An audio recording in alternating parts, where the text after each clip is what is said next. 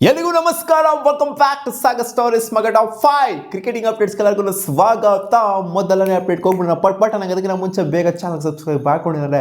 Subscribe ಹಾಕೊಂಡು bell icon click ಮಾಡ್ಬಿಟ್ಟು ಒಂದು ಲೈಕ್ ಹೊಡೆದಿಲ್ಲ ಅಂದರೆ ವಿಡಿಯೋಗೆ ಹೊಡಿರಿ ಹಂಗೆ ಪಟಾರ ನನಗೆ. ಮೊದಲನೇ update related to Mohammed Shami. BCCI ಅವರು ಅಫಿಷಿಯಲಿ ಕನ್ಫರ್ಮ್ ಮಾಡಿದ್ದಾರೆ.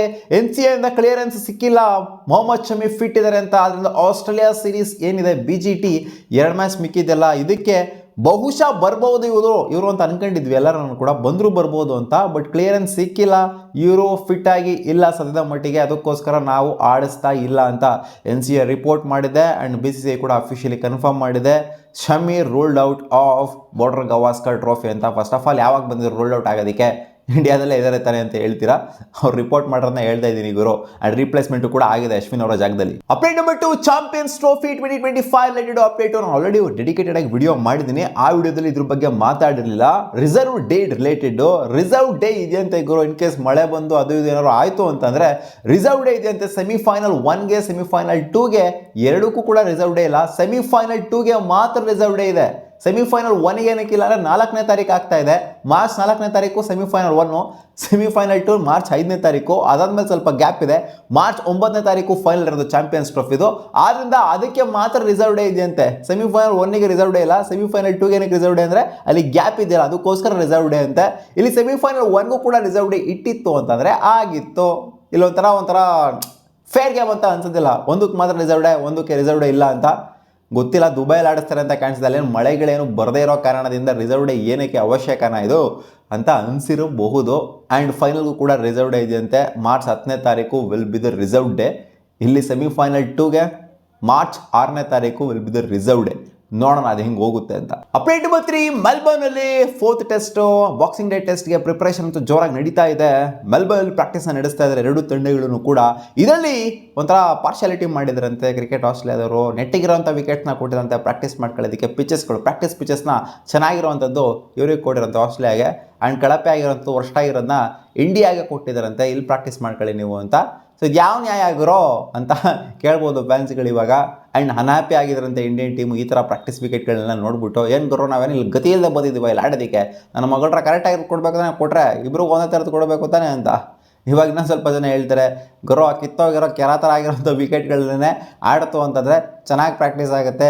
ಡೀಸೆಂಟ್ ಆಗಿರೋಂಥ ವಿಕೆಟ್ಗಳು ಪ್ರಾಕ್ಟೀಸ್ ಮಾಡೋದಕ್ಕಿಂತ ವರ್ಸ್ಟ್ ಆಗಿರೋಂಥ ವಿಕೆಟ್ಗಳು ಪ್ರಾಕ್ಟೀಸ್ ಮಾಡ್ತಾರೆ, ಇನ್ನೂ ಅಲರ್ಟ್ ಆಗಿರ್ತಾರೆ ನಮ್ಮ ಹುಡುಗರು, ಅದೆಲ್ಲ ಪ್ರಾಕ್ಟೀಸ್ ಮಾಡಲಿ ಬಿಡೋಗರು ಅಂತ ಹೇಳ್ತಾರೆ. ಒಟ್ಟಲ್ಲಿ ಅನ್ಹ್ಯಾಪಿ ಆಗಿರೋಂಥ ಟೀಮ್ ಇಂಡಿಯಾ ಈ ಥರ ಒಂದು ಪಾರ್ಶಾಲಿಟಿನ ನೋಡ್ಬಿಟ್ಟು. Update number 4, New Zealand cricket related update ಬರ್ತಿದೆ ಗುರು.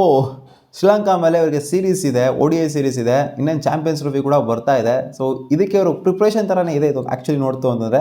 SA20 ಲೀಗ್ದು ಕಮಿಟ್ಮೆಂಟ್ ಇರೋದರಿಂದ ನ್ಯೂಜಿಲ್ಯಾಂಡ್ಗೆ ಆಡೋದಕ್ಕೆ ಆಗೋದಿಲ್ವಂತೆ. ಯಾರು? ಕೇನ್ ವಿಲಿಯಮ್ಸನ್ ಗುರು. ಕೇನ್ ವಿಲಿಯಮ್ಸನ್ನು ಬರಲ್ಲ ಅಂತ ಹೇಳಿದರೆ, ಆಡೋಕ್ಕಾಗೋದಿಲ್ಲ, SA20 ಆಡಬೇಕು ಅಂತ ಹೇಳಿದ್ದಾರೆ. ಆ್ಯಂಡ್ ಡೆವಾನ್ ಕಾನ್ವೆ ಇಬ್ಬರೂ ಕೂಡ ನಾವು ನ್ಯೂಜಿಲ್ಯಾಂಡ್ಗಳೆಲ್ಲ ನಮಗೆ SA20 ಕಮಿಟ್ಮೆಂಟ್ ಇದೆ, ಅಲ್ಲೋಗಿ ಆಡ್ತೀವಿ ಅಂತ ಹೇಳಿದ್ದಾರೆ ಗುರು. ಏನು ಶ್ರೀಲಂಕಾ ಅಂತಂದರೆ ಇವ್ರು ಉಡಾಫೆ ಮಾಡ್ತಾ ಇದ್ದಾರಾ ಅಥವಾ ಇವ್ರಿಗೆ ಪ್ರಿಪ್ರೇಷನ್ನೇ ಬೇಡವಾ ಚಾಂಪಿಯನ್ಸ್ ಟ್ರೋಫಿಗೆ? ಗೊತ್ತಾಗ್ತಾಯಿಲ್ಲ ನನಗೆ. ಕೇನ್ ವಿಲಿಯಮ್ಸನ್ ಈ ಥರ ಒಂದು ನಿರ್ಧಾರ ಮಾಡಿರೋದು ಆಶ್ಚರ್ಯ ಅನಿಸುತ್ತೆ.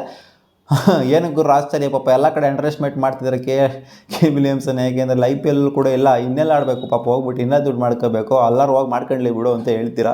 ಅವ್ರಿಗಿರೋ ಕಮಿಟ್ಮೆಂಟ್ ಅವ್ರಿಗೆ ಹೋದು, ನಿನಗೇನು ಬದನೇಕಾಯಿ ಗೊತ್ತೋ ಅಂತ ಕೇಳಿದ್ದೀರಾ ಅಲ್ವಾ? Update number 5, Syed Mushtaq Ali tournament ಆಯಿತು. ವಿಜಯ್ ಹಜಾರೆ ನಡೀತಾ ಇದೆ. ಇದರಲ್ಲಿ ಋತುರಾಜ್ ಗಾಯಕ್ವಾಡ್ ಅವರು ಬೆಂಕಿ ಪರ್ಫಾರ್ಮೆನ್ಸ್ನ ರೈಲ್ವೇಸ್ ಅವರ ಮೇಲೆ ಕೊಟ್ಟಿದ್ದಾರೆ. 148 ಜಸ್ಟ್ ಫ್ರಮ್ 74 ಬಾಲ್ಸು, 14 4, 11 6ನ ಹೊಡೆದಿರೋದು. ಲಿಸ್ಟ್ ಆಫ್ ಫಾರ್ಮೇಟ್ ಗುರು, 50 ಓವರ್ ಫಾರ್ಮೇಟಲ್ಲಿ T20 ನೋಡಿ. ಸೈಯದ್ ಮುಷ್ತಾಕ್ ಅಲಿ ಟೂರ್ನಮೆಂಟ್ನ ಎಲ್ಲಿ ಬಿಟ್ಟಿದ್ರು ಅಲ್ಲಿಂದ ಹಂಗೆ ಕಂಟಿನ್ಯೂ ಮಾಡಿದ್ರು. ಆ್ಯಕ್ಚುಲಿ ಸುಮಾರು ಜನ ಒಂಥರ ಈ ಲಿಸ್ಟ್ ಆಫ್ ಫಾರ್ಮೇಟ್ ಒಂಥರ T20 ಫಾರ್ಮೇಟ್ಗೆ ಹಾಕೊಂಡ್ಬಿಟ್ಟಿದ್ದಾರೆ. ಇವರು ಕೃಣಾಲ್ ಪಾಂಡ್ಯ ಕೂಡ ಸಖತ್ತಾಗಿ ಆಡಿದ್ದಾರೆ. ಯಾವ ಟೀಮ್ ಮೇಲೆ? ಕೇರಳ ಅಗೇನ್ಸ್ಟ್ 54 ಬಾಲಲ್ಲಿ 80 ರನ್ ಹೊಡೆದ್ಬಿಟ್ಟು ನಾಟ್ಔಟ್ ಆಗಿ ಉಳ್ಕೊಂಡಿರೋದು. ಇದು ನಮ್ಮ RCBಗೆ ಒಂಥರ ಗುಡ್ ನ್ಯೂಸ್ ಅಂತ ಹೇಳಬೇಕು. ಯಾಕಂದರೆ ಬ್ಯಾಟಿಂಗ್ನೂ ಕೂಡ ಇವರಿಂದ ನಾವು ಬೌಲಿಂದ ಜಾಸ್ತಿ ಎಕ್ಸ್ಪೆಕ್ಟೇಷನ್ ಇಟ್ಕೊಂಡ್ರೆ ಬ್ಯಾಟಿಂಗ್ನೂ ಕೂಡ ಅವ್ರು ಪರ್ಫಾರ್ಮ್ ಮಾಡ್ತಿರೋದು ಒಳ್ಳೆ ವಿಚಾರ. ಋತುರಾಜ್ ಗಾಯಕ್ವಾಡ್ ರೀಸೆಂಟಾಗಿ ನಮ್ಮ RCB ಬಗ್ಗೆ ಒಂದು ಸ್ಟೇಟ್ಮೆಂಟ್ ಕೊಟ್ಟಿದ್ರು, ಪಾಸ್ ಮಾಡಿದ್ರು. ಆ್ಯಂಡ್ ಇವರ ಇನ್ಸ್ಟಾಗ್ರಾಮ್ ಖಾತೆನೆಲ್ಲ ಕಾಮೆಂಟ್ ಸೆಕ್ಷನ್ ಎಲ್ಲ ಆಫ್ ಮಾಡಿದ್ರಂತೆ. RCB ಫ್ಯಾನ್ಸ್ಗಳೆಲ್ಲ ಬೈತಿರೋದನ್ನ ನೋಡ್ಬಿಟ್ಟು, ಏನು ಗುರು ಏನು ಮಾಡಿದ್ರು RCB ಫ್ಯಾನ್ಸ್ಗಳು ಮಾಡ್ತಾರೆ ನಿನಗೆ ಅಂತ. ಪರ್ಫಾರ್ಮೆನ್ಸ್ ಅಂತೂ ಬರ್ತಾ ಇದೆ. ಅದೇ RCB ಬಗ್ಗೆ ಮಾತುಗಳೆಲ್ಲ ಮಾತಾಡಬೇಕಾದ್ರೆ ಸ್ವಲ್ಪ ಹುಷಾರಾಗಿ ಮಾತಾಡ್ತು ಅಂದರೆ ಚೆನ್ನಾಗಿರುತ್ತೆ. 148 ಒಳ್ಳೆ ಫಾರ್ಮಲ್ಲಂತೂ ಇದ್ದಾರೆ.